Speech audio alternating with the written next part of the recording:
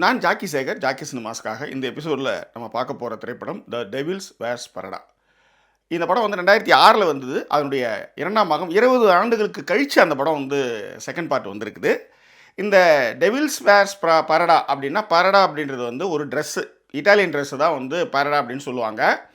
இந்த டைட்டிலோட அர்த்தம் என்னென்னா, ஒரு ஃபேஷன் உலகில் இருக்கக்கூடிய ராட்சச பெண் வந்து அணிந்திருக்கக்கூடிய உடை அப்படின்னு சொல்லலாம். ஆனால் இந்த டைட்டிலுடைய நோக்கம் என்ன அப்படின்னா, ஃபேஷன் உலகில் வந்து வெளியில் வந்து கிளாஸியாக இருந்தாலும் உள்ளே வந்து ரூத்லெஸ்ஸாக இருக்கக்கூடிய ஒரு பாஸை குறிக்கக்கூடிய விஷயம். ஒரு ஃபேஷன் உலகில் வந்து ராட்சசியாக இருக்கிற ஒரு பாஸ், வெளியில் வந்து அழகாகவும் ரொம்ப அற்புதமாகவும் இருக்கிற ஒரு பெண்மணி, ஆனால் உள்ளுக்குள்ளே கொடூர மனமும் குரூர எண்ணமும் கொண்டவளா ஒரு பாஸை வந்து உருவகப்படுத்துறது தான் இந்த டைட்டில் வந்து இந்த படத்துக்கு வச்சுருக்கிறாங்க. ரைட். இப்போ இந்த படத்தினுடைய விரிவான விமர்சனத்தை நம்ம பார்க்க போகிறோம். அதற்கு முன்பாக இந்த தளத்தை இதுவரை சப்ஸ்கிரைப் பண்ணாதவங்க சப்ஸ்கிரைப் பண்ணுங்கள், லைக், கமெண்ட், ஷேர் பண்ணுங்கள். விரிவான ஒரு பார்வைக்கு ஸ்டே டியூன் வித் அஸ்.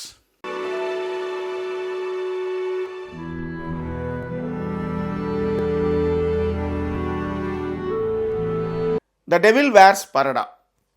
இந்த படம் வந்து எதை பற்றி பேசுகிறது அப்படின்னா, இது ஃபேஷன் உலகத்தை பற்றி பேசுது. ரன்வேன்னு ஒரு மேகசின், ஃபேஷன் மேகசின், அதை வந்து அதுக்கு பின்புலத்தில் இந்த டெவில்ஸ் வேர்ஸ் பரடா கதை களம் நடக்குது.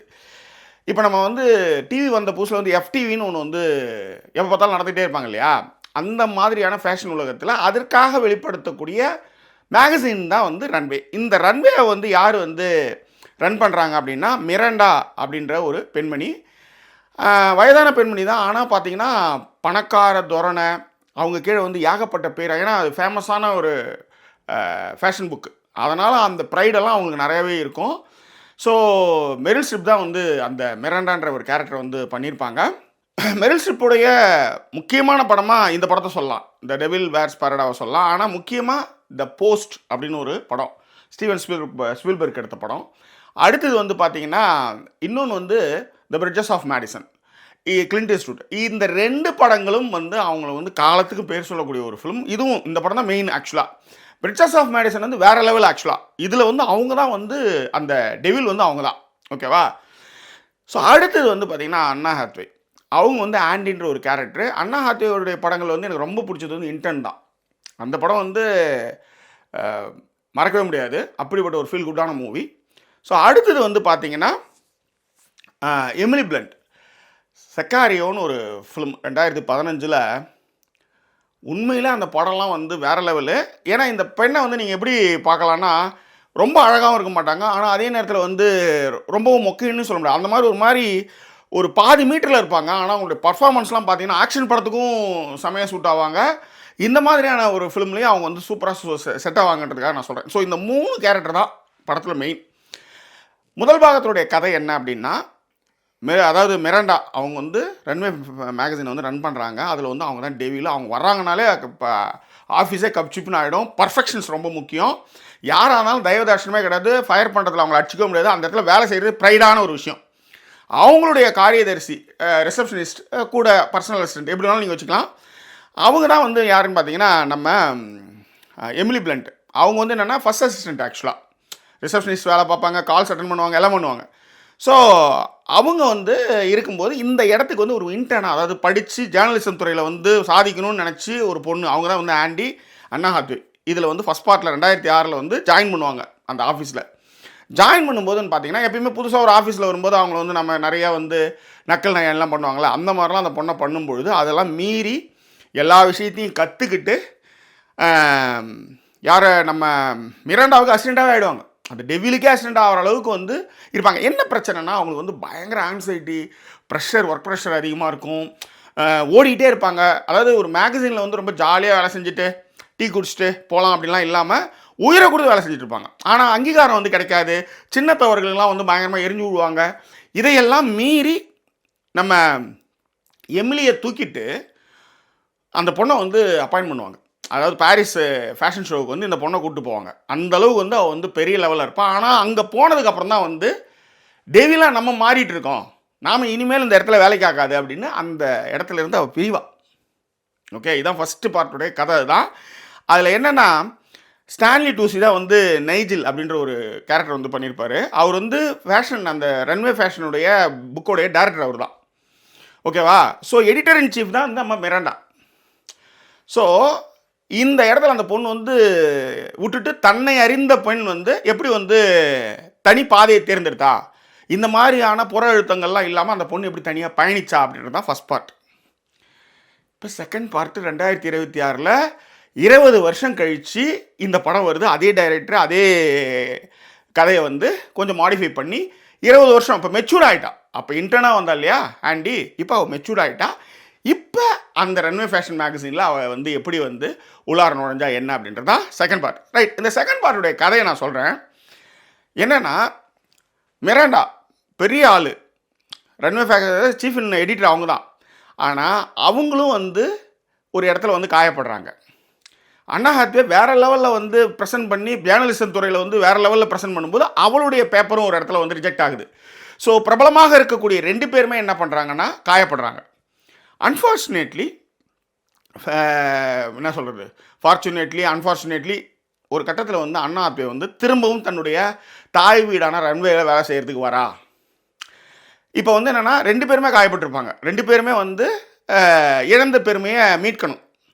ஆனால் என்னென்னா மிராண்டா வந்து இன்னமும் மாறலை. 20 வருஷம் கழிச்சும் வந்து அண்ணா ஹாத்வே வரும்போது நீ யார், உன்னை நான் பார்த்ததே இல்லைன்னுவாங்க. ஆனால் மிராண்டாவுக்கு நல்லாவே தெரியும் ஆண்டியோட திறமை தெரியும். ஆண்டி வந்து ஃபஸ்ட்டு எப்படி தத்துக்குத்தலாக வந்தா, ஆனால் அதுக்கப்புறம் தன்னை வந்து எப்படி புதுப்பிச்சுக்கிட்டா வந்தா, இப்போ அவருடைய ஆர்டிக்கல்லாம் எந்தளவு புகழ் பெற்றிருக்கலாம். She nose very well. ஆனால் என்ன யார் நீ அப்படின்வா. அதுதான் வந்து இந்த படத்தோடைய அந்த இன்னமும் டெவிலாவே இருக்கிறாவா அப்படின்ட்டு. ஸோ இப்போ என்ன பண்ணுறா, ஆண்டி வந்து இந்த இடத்துல வந்து வேலைக்கு வரும்போது அவளுக்கு வந்து ஒரு குட்ஷெட்டி மாதிரி ஒரு சின்னதாக ஒரு இடத்த கொடுப்பாங்க. அது வந்து ஒரு ஆஃபீஸ் ரூம் மாதிரியே இருக்காது. ஆனால் ஆண்டியோடைய வேலை வந்து ஆண்டியோட திறமை, ஆண்டியோட என்ன சொல்கிறது, அவளுடைய ரைட்டிங்கு அந்த ஸ்கில்லாம் அவள் தெரிஞ்சு தான் அவளை வந்து வேலைக்கு எடுத்துக்கிறான். இப்போ வந்து ஆண்டி என்ன செய்கிறான்னா, இந்த ரன்வே வந்து எப்படி வந்து வளர்க்குறது, அது இருக்கிற பிரச்சனைகள்லாம் எப்படி சரி செய்யலாம், எப்படி வந்து பழைய பெருமையை மீட்கலாம் அப்படின்னு அவள் வேலை செய்கிறா. இதில் வந்து டெவில் கொஞ்சம் கொஞ்சமாக வந்து ஆண்டி பக்கம் மாறுது. ஐ மீன் மிராண்டா கேரக்டர் வந்து கொஞ்சம் கொஞ்சமாக தன்னுடைய ஆஃபீஸுக்கும் தன்னுடைய பெயருக்கும் தன்னுடைய புகழுக்கும் அவள் எப்படிலாம் உழைக்கிறா, எப்படி எல்லா விஷயமும் அவளுக்கு தெரிஞ்சிருக்கு அப்படின்ற மாதிரி. ஏன்னா அவள் யாரெல்லாம் போய் மீட் பண்ணுறாளோ எல்லாருமே கொண்டாடுறாங்க அவளை. இந்த படத்தில் நீங்கள் கற்றுக்கக்கூடிய விஷயமே என்னென்னா, யாரெல்லாம் உங்களை வெறுக்கிறாங்களோ அவங்களே பாராட்டும்படி நம்ம மாறணும். எந்த இடத்துல தோற்று போனோமோ அங்கே ஜெயிக்கணும்னு சொல்லுவாங்களா, அதே தான். அது எந்த ரன்வே ஆஃபீஸில் வந்து புறக்கணிக்கப்பட்டு இப்போ ப்ரெஷர் தாங்காமல் ஓடினாலும் அதே ஆண்டி இன்றைக்கி வந்து பிரபலமான ஒரு காலமிஸ்ட் ஆகி அதே பத்திரிக்கையில் வந்து வரா. அவளுக்கு தெரியாத விஷயமே இல்லை, சூப்பராக பண்ணுறா. அதாவது ஒரு பேஷனில் வந்து ஒரு பெரிய லெவலில் ஒரு பெண்ணை வந்து பேட்டி எடுக்கணும், யாருக்குமே கிடைக்காத ஒரு பேட்டி பிடிச்சிடுவா. அதெல்லாம் ரொம்ப அழகாக வந்து இந்த படத்தில் வந்து செஞ்சுருக்காங்க, ரொம்ப சூப்பராக இருந்தது. அதே நேரத்தில் நம்ம எமிலி கேரக்டர் இருக்குல்ல, என்னென்னா இந்த 20 வருஷத்தில் எல்லாருமே பெரிய பெரிய பவரில் இருக்காங்க, அவங்க ரேஞ்சுக்கான பவர்ஸில் இருக்காங்க. இந்த 3 பவர்ஸும் ஒன்றா சேருது இல்லை, அதுதான் இந்த படத்துடைய சிறப்பாக நான் பார்க்குறேன். முக்கியமாக இந்த 20 வருஷத்துக்கு அப்புறம் அந்த எமிலியை வந்து சேரும்போது நான் ஏதாவது ஆலிசுலேஷனில் இருக்கேனா அப்படின்னு பார்த்ததுமே. ஏன்னா மிராண்டாவும் ஆண்டியும் ஒன்றா இருக்காங்க ஒரே ஃப்ரேமில், புரியுதுங்களா? அப்பையும் பார்த்தீங்கன்னா மிராண்டா கிட்ட ஒரு நக்கல் ஆண்டித்தனம் இருக்கும், ஓகேவா? ஸோ அவள் எப்பயுமே அதே மாதிரி தான். பட் ஸோ எப்படி வந்து ஆண்டி வந்து மிராண்டா வந்து அசத்துறா அப்படின்றது தான் செகண்ட் பார்ட்டில் பேசுகிற விஷயம். நடுவில் வந்து சில ஃபீட்பேக்ஸ்லாம் கொடுக்கும்போது அவள் ஏற்றுக்க முடியாது மிராண்டாவில். உன்னை யார் இதெல்லாம் சொல்கிறது, ஃபீட்பேக்கை மட்டும் பாருன்னு சொல்லிட்டு அந்த ரயில்வே ஸ்டேஷனில் நிறுத்தி விட்டுட்டு இறங்கி போகிற இடம் ஒன்று இருக்குல்ல, உச்சகட்ட அவமானம். ஆனால் அது அப்பேற்பட்ட ஆளை வந்து கால உழைக்கிற மாதிரியான விஷயங்களை பண்ணுறது தான் இந்த திரைக்கதையோட சுவாரஸ்யமாக நான் பார்க்குறேன். எவ்வளோ பெரிய ஆளாக இருந்தாலும் தலை குனியக்கூடிய ஒரு இடம்னு ஒன்று இருக்கும். மிராண்டா வந்து தலை குனியக்கூடிய ஒரு விஷயம் ஒன்று இருக்கும். சூழல் காரணமாக அவள் என்ன பண்ணுவான்னா, அதாவது அவள் கேஃபிட்டீரியா அவள் ஆஃபீஸில் எங்கே இருக்குன்னே அவளுக்கு தெரியாது. அப்பேற்பட்ட ஆள் அவள் கேஃபிட்டீரியாவுக்கு போகிற மாதிரி ஒரு சூழல் வரும். அது என்ன ஏதுன்றதை நீங்கள் பாருங்கள். ஆனால் அந்த சீன் வேறு லெவல், ஆக்சுவலாக ஃபண்டாஸ்டிக் சீன் அது. ஸ்டான்லி டூசியும் வந்து இந்த படத்தில் வந்து ரொம்ப அற்புதமான அவருடைய அந்த நடிப்பை வெளிப்படுத்தியிருந்தார். முக்கியமாக வந்து ஆண்டி கூட அவர் வந்து இருக்கிற கான்வர்சேஷன். ஏன்னா ஃபர்ஸ்ட் பார்ட்லேயும் அவர் தான் வந்து ஆண்டியை வந்து பாதுகாப்பார், தவறுகளை திருத்துவார், சின்ன சின்ன சந்தேகங்களை நிவர்த்தி பண்ணுவார். இதில் வந்து ஒரு கட்டத்தில் ஒரு முக்கியமான இடத்துல வந்து நீ இந்த ஸ்பீச்சை கொடு அப்படின்னு சொல்லும்போது மிராண்டாவுக்கும் அந்த என்ன சொல்கிறேன் நைஜில், இந்த 2 பேருக்குமான அந்த கான்வர்சேஷன் இருக்குல்ல, ரொம்ப வருஷமாக ட்ராவல் பண்ணுறாங்க, தன்னுடைய இடத்த வந்து ஒருத்தர் வந்து கொடுக்குறா. நான் இல்லை, நீ தான் இந்த ஸ்பீச்சை கொடுக்கணும் அப்படின்னும்போது நம்ம நேஜில், அதாவது ஸ்டான்லி டூசியோட ஆக்ஷன் வந்து ரொம்ப நல்லா இருந்துச்சு. அதே நேரத்தில் காரில் 2 பேர் பேசிட்டு வர்ற சீன் ஒன்று இருக்கும், மிராண்டாவும் ஆண்டியும். அந்த சீன் வந்து அவளுக்கு வந்து வேறு லெவலில் ஃபீல் பண்ணியிருப்பாள். அந்த சீன் வந்து ரொம்ப நெகிழ்ச்சியான சீன். அது நான் ஃபுல்லாக நான் ரிவீல் பண்ண விரும்பலை. இதெல்லாம் வந்து ரொம்ப அற்புதமாக இருக்குது. அதனால் இது வந்து ஒரு ஃபீல் குட் மூவியாக நான் பார்க்குறேன். மிக முக்கியமாக இளம் பெண்கள் இந்த படத்தை வந்து நீங்கள் பார்க்கணும். ஆக்சுவலி இந்த படம் பேசுகிற கதைக்களத்துக்கும் நம்மளுக்கு சம்மந்தமே கிடையாது.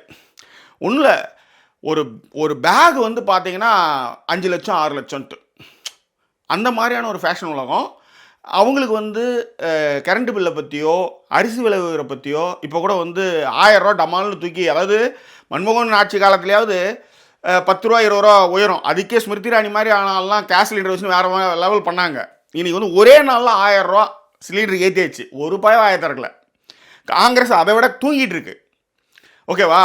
ஸோ இதை பற்றிலாம் இதுக்கப்புறம் ஏறிச்சுன்னா இறக்க போதா? கிடையவே கிடையாது. 75 ரூபா இருந்த பெட்ரோல் வந்து 110 ரூபா ஆகிட்டு 100 ரூபா ஆகும்போது என்ன, அப்பா பரவாயில்ல 100 ஆச்சு அப்படின்றோம்ல, அதே நேரம் தான், அதே மாதிரி தான் 1000 ரூபாய்க்கு மேலே ஏறாமல் இருந்தால் போதும் அப்படின்ற மாதிரி தான் நீங்கள் நினைப்பீங்க. அதுதான் இங்கே நடந்துகிட்டு இருக்குன்னு வச்சுக்கோங்களேன்.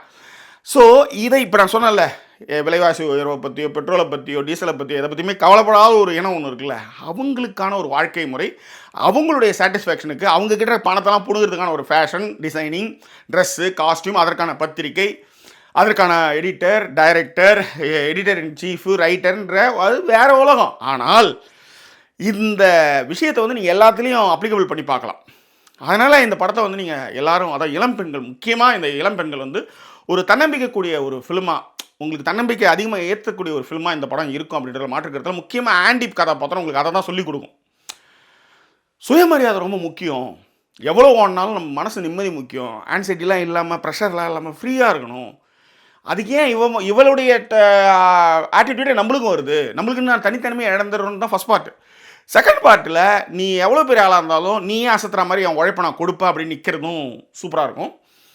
ஆக்சுவலி இந்த படம் பார்க்கும்போது எனக்கு ஒரே ஒரு விஷயம், இந்த ஆக்ஷன்ஸு எல்லாமே எங்கேயோ பார்த்த மாதிரியே இருக்குது அப்படின்னு பார்த்தா, என் பொண்ணு யாழினி வந்து அப்படியே அண்ணா ஹாத்வேயுடைய அதே விஷயங்கள், அந்த அவளுடைய பாடி லாங்குவேஜ், அவளுடைய மேனர்ஸ் எல்லாமே என் பொண்ணும். இந்த புத்தகங்கள் வாசித்து இந்த மாதிரி நிறைய எழுதுகிற விஷயங்கள்லாம் வரும்போது இது மாதிரி ஆயிடுங்க பொழுது. பட் எனக்கு படம் பார்க்கும்போது அதான் தோணுச்சு. பட் எனிவே, பார்த்தே தெரிய வேண்டிய ஒரு ஃபிலிம் இந்த படம். அதில் வந்து மாற்று கருத்தே கிடையாது. நியூயார்க்குடைய அழகு அதை வந்து வேறு லெவலில் போர்ட்ரேட் பண்ணியிருப்பாங்க அந்த ஃபிலிமில். முதல் படத்தில் வந்து ஒரு இன்டர்ன் பொண்ணு, என்ன சொல்கிறது, பத்திரிக்கை துறைக்கு வரக்கூடிய ஒரு புதிய பெண் எவ்வளோ அவமானங்கள் படுறா, எவ்வளோ கஷ்டங்கள் பட்டான்றதை சொன்ன டேவிட் ஃப்ராங்கிள்.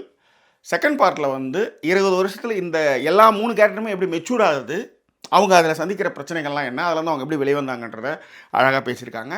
இந்த படம் பார்த்தே தீர வேண்டிய திரைப்படம்னு நான் பரிந்துரைக்கிறேன். தியேட்டர்ஸில் ரன் ஆகிட்டு இருக்கு. சென்னை தியேட்டர்ஸ் எல்லாமே full, ticket available, main theatres எல்லாமே.